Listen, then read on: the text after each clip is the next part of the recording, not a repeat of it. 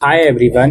आज 24 जून है तो दिल्ली यूनिवर्सिटी के पीजी एडमिशन रेगुलर और एनसीवेप का सेकंड राउंड का सीट अलोकेशन का रिजल्ट आ गया है।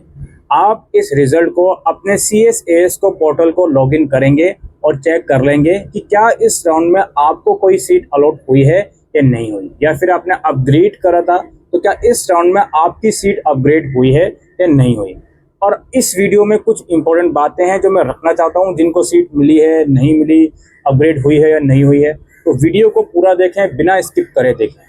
सबसे पहले तो उन बच्चों की बात कर लेते हैं जिनको इस राउंड में भी कोई भी अलोकेशन नहीं हुआ। पिछले राउंड में भी नहीं हुआ था और इस राउंड में भी नहीं हुआ, तो उन्हें अब डायरेक्टली थर्ड राउंड का इंतजार करना है और कुछ नहीं करना। उन्हें कोई एक्शन करने की जरूरत नहीं है, कोई एक्टिविटी की नीड नहीं है। अब जब थर्ड राउंड का रिजल्ट आएगा प्लीज उसका इंतजार कीजिए। आप लोग कट ऑफ जरूर चेक कर सकते हो अपने पोर्टल से कि आपने जिन जिन कोर्सेज में, जिन जिन कॉलेजेस में अप्लाई करा था, उनकी कितनी कट ऑफ लोवेस्ट गई है। अब बात करते हैं उन बच्चों की जिनको इस राउंड में सीट अलॉट हुई है पहली बार।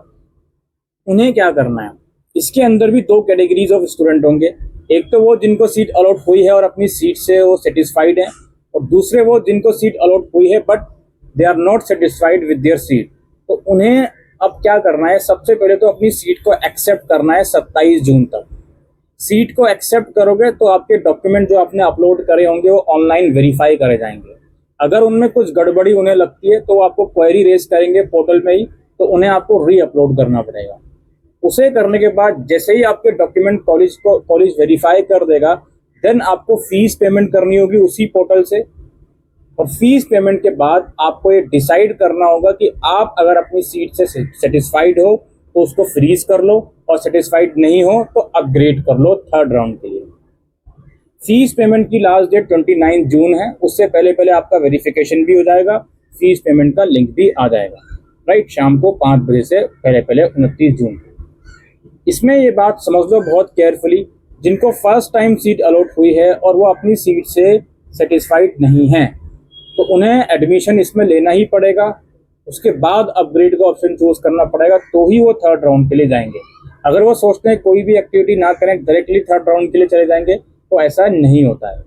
और ये फ्रीज और अपग्रेड का ऑप्शन केवल फीस पेमेंट के बाद ही आएगा, इस चीज को ध्यान रखें। ये डाउट क्लियर? इसके अलावा जो ऐसे स्टूडेंट हैं जिनको फर्स्ट राउंड में भी सीट अलॉट हुई थी और उन्होंने फीस पेमेंट के बाद अपग्रेड कर लिया था, अब आ गया जी सेकेंड राउंड। अगर सेकंड राउंड में आपको नया कॉलेज मिल गया, नेक्स्ट प्रेफरेंस का कॉलेज मिल गया, तो आपको सेम वही चीज फॉलो करनी है। अपनी सीट को एक्सेप्ट करेंगे, कॉलेज उसको वेरीफाई करेगा, फिर फीस पेमेंट कर देंगे।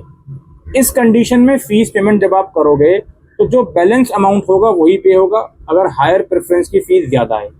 और अगर हायर प्रेफरेंस की फीस कम है तो कोई भी फीस आपको इस राउंड में पे नहीं करनी। और फीस पे के बाद then again you have to decide कि क्या इस राउंड में जो आपको अब नेक्स्ट प्रेफरेंस मिल गया, क्या उससे भी आप सेटिस्फाइड नहीं हो तो फिर से अपग्रेड कर सकते हो थर्ड राउंड के लिए। और अगर सेटिस्फाइड अब हो गए हो तो आप फ्रीज कर सकते हो।